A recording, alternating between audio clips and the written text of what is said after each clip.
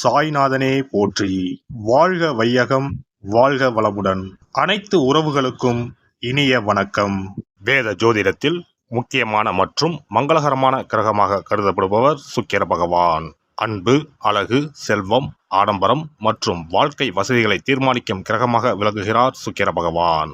சுக்கிர பகவான் பொதுவாக சுமார் 25 நாட்களுக்கு ஒருமுறை தனது ராசியை மாற்றுவார். அந்த வகையில் வரும் மார்ச் மாதம் 26ஆம் தேதி வியாழக்கிழமை அன்று அதிகாலை 5:30 மணிக்கு மீனராசியில் இருந்து வெளியேறி மேசராசிக்கு பயிற்சியாக உள்ளார். சுக்கிர பகவான் மேசராசியில் ஏப்ரல் மாதம் 19ஆம் தேதி பிற்பகல் 3:51 வரை பயணம் செய்வார். இந்த சுக்கிர பயிற்சியானது மிகவும் சிறப்பு வாய்ந்தது. ஏனெனில் இது விசுவாச ஆண்டின் இறுதி சுக்கிர பயிற்சியாகும். அதே போல இது பாலபவம் வருடத்தின் வரக்கூடிய முதல் சுக்கிர பயிற்சியாகும்.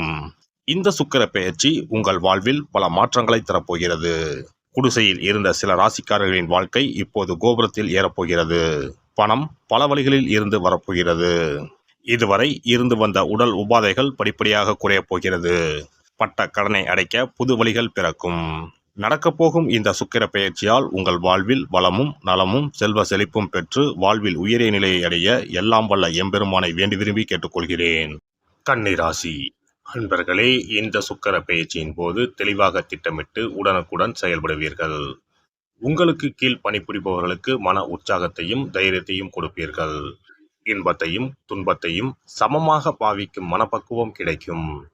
வசீகரமான பேச்சும் மிடுக்கான நிலையும் உங்களின் தன்னம்பிக்கையை பறைசாற்றும். கிடைக்க வேண்டியவை தானாகவே கிடைத்துவிடும்.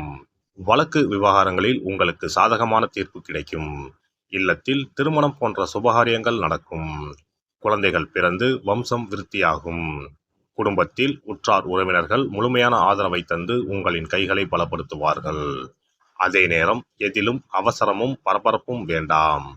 தவறு செய்பவர்களிடம் கூட்டு சேர வேண்டாம். அவர்களிடம் இருந்து சுமூகமாக விலகிவிடவும். கடினமான உழைப்புக்கு நடுவே சற்று ஓய்வெடுத்துக் கொள்ளவும்.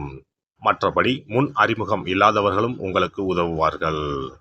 இந்த காலகட்டத்தில் பண வசதிக்கு எந்த குறைவு ஏற்படாது என்றாலும் கடினமாக உழைக்க வேண்டி வரும். சிலருக்கு அனாவசிய செலவுகள் செய்ய நேரலாம். அதனால் மனச்சோர்வுக்கு ஆளாகாமல் உங்கள் வேலைகளில் கூடுதல் கவனம் செலுத்தவும். உடல் நலத்தில் அக்கறை காட்டவும். குடும்பத்தில் மருத்துவ செலவுகள் ஏற்படலாம் என்பதால் கவனம் தேவை. உறவினர்கள் ஒன்றுமில்லாத விஷயத்தை கூட பெரிதுபடுத்தி விடுவார்கள்.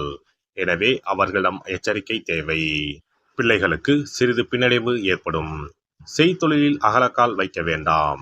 மற்றபடி கோவில்களில் நடைபெறும் விசேஷ பூஜைகளில் கலந்து கொள்வதற்கான வாய்ப்புகள் கிடைக்கும். தர்ம காரியங்களுக்கு செலவு செய்து மகிழ்வீர்கள். சகோதர சகோதரிடம் ஏற்பட்ட பிணக்குகளை பேசி தீர்த்து கொள்வீர்கள். உத்தியோகஸ்தர்களின் கோரிக்கைகளை மேல் அதிகாரிகள் சற்று காலதாமதமாகவே பரிசீலிப்பார். எனவே பொறுமையுடனும் பொறுப்புடனும் நடந்து கொள்ளவும். மற்றபடி முடிவு சாதகமாகவே அமையும். வேலையில் திருப்தி காண்பீர்கள். வெளியூர் பயணங்களை செய்வீர்கள். சக ஊழியர்களுக்கு உதவுவீர்கள். இதனால் அலுவலகத்தில் உங்களின் அந்தஸ்து உயரும். வியாபாரிகளுக்கு முயற்சிகளுக்கு தகுந்த லாபம் கிடைக்கும். நண்பர்கள் மற்றும் கூட்டாளிகளுடன் ஒற்றுமை அதிகரிக்கும்.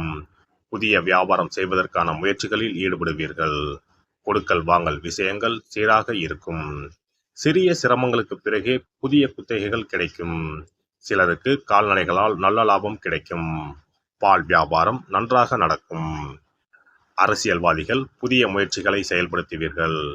மேலிடத்தின் ஆதரவு இருப்பதால் புதிய பதவிகளை பெற்று மகிழ்வீர்கள்.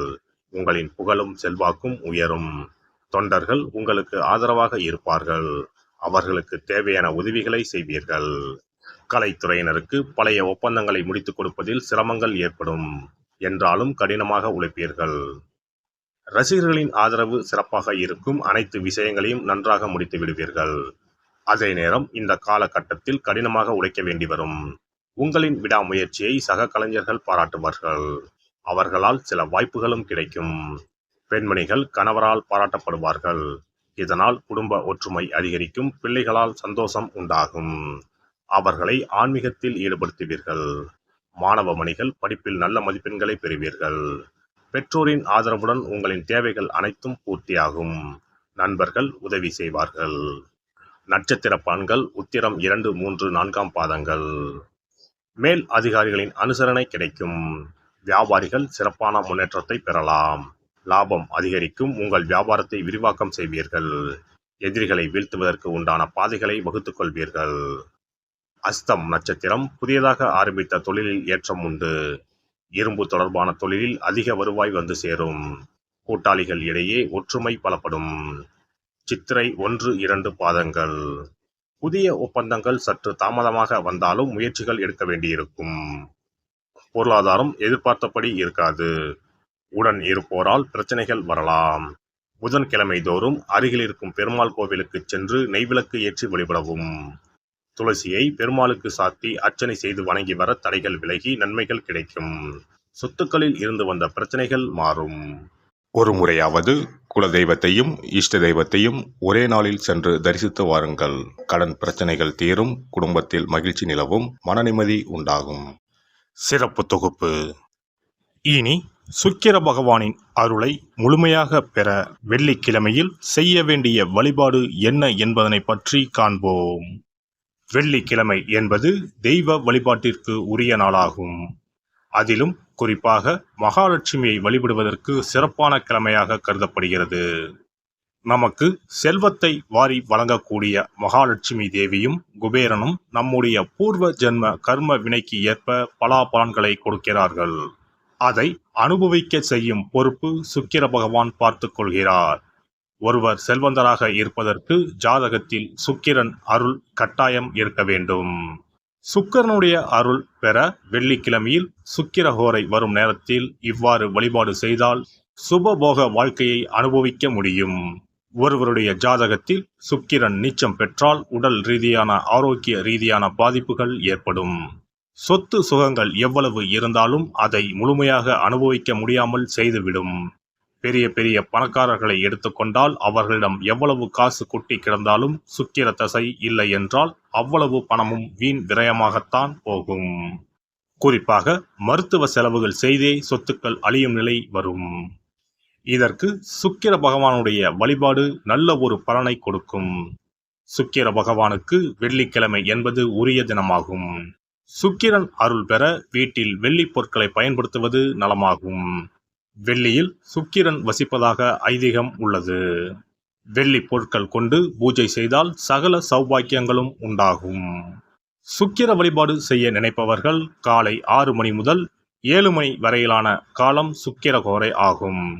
அதனை தவறவிட்டால் மதியம் 1 மணி முதல் 2 மணி வரை சுக்கிரஹோரை நிகழ்கின்றது. அதையும் தவறவிட்டால் இரவு 8 மணி முதல் 9 மணி வரையிலான சுக்கிரஹோரை நேரத்தில் வழிபாடுகள் செய்து பயன்பெறலாம். இவற்றில் காலை 6 மணி முதல் 7 மணி வரையிலான முதல் சுக்கிரஹோரையில் சுக்கிர வழிபாடு செய்வது சிறப்பான பலன்களை கொடுக்கும். காலை முதல் மாலை வரை உபவாசம் இருந்து சுக்கிர பகவானுக்கு உரிய காயத்ரி மந்திரத்தை உச்சரித்து கல்கண்டு சேர்த்த சர்க்கரை பொங்கலை நைவேத்தியம் படைத்து வெள்ளை நிற பூக்களால் அர்ச்சனை செய்ய வேண்டும். சுக்கிர தசை நடப்பவர்களும் சுக்கிரன் நீச்சம் பெற்ற ஜாதகக்காரர்களும் இந்த வழிபாடு செய்வது சிறப்பான பலன்களை கொடுக்கும். சுக்கிர தசை நடக்கும் பொழுது சுக்கிர வழிபாடு செய்து வர வருமானத்தை சுகமான வாழ்க்கை வாழ்வதற்கு உரிய வகையில் பயணிக்க செய்யும். வீடு நிலம் வாங்குவது, ஆடம்பர பொருட்கள் சொத்துக்கள் போன்றவற்றை வாங்க வைக்கும். அதுவே சுக்கிரன் நீசம் பெற்ற காலத்தில் இந்த வழிபாடு செய்பவர்களுக்கு வீண் விரயங்கள் இல்லாமல் ஓரளவிற்கு வறுமையிலிருந்து பிழைக்கச் செய்யும். வெள்ளிக்கிழமையில் நவக்கிரக கோவிலுக்கு சென்று சுக்கிர பகவானுக்கு வெள்ளை வஸ்திரம் சாற்றி வழிபாடு செய்யலாம். வெள்ளை நிற நைவேத்தியங்கள் தயார் செய்து கோவிலில் வரும் பக்தர்களுக்கு தானம் செய்யலாம். இவ்வாறு செய்து வர சுக்கிரனின் முழு அருளும் கிடைக்கப் பெற்று வாழ்வில் உயரிய நிலையை அடைவீர்கள். எல்லாம் வல்ல இறையருளால் நீங்களும் உங்கள் அன்பு குடும்பமும் உடல் நலம், நீலாயுள், நிறை செல்வம், உயர் புகழ், மெய்ஞானம் ஓங்கி வாழ்க வளமுடன். இந்த வீடியோ பதிவு உங்களுக்கு பிடித்திருந்தால் லைக் பண்ணுங்க, கமெண்ட் பண்ணுங்க, ஷேர் பண்ணுங்க, மறக்காம சப்ஸ்கிரைப் பண்ணுங்க, பக்கத்துல இருக்கிற பெல் பட்டனை கிளிக் பண்ணுங்க. நன்றி, வணக்கம். ஓம் நமச்சிவாய. சிவாய நம.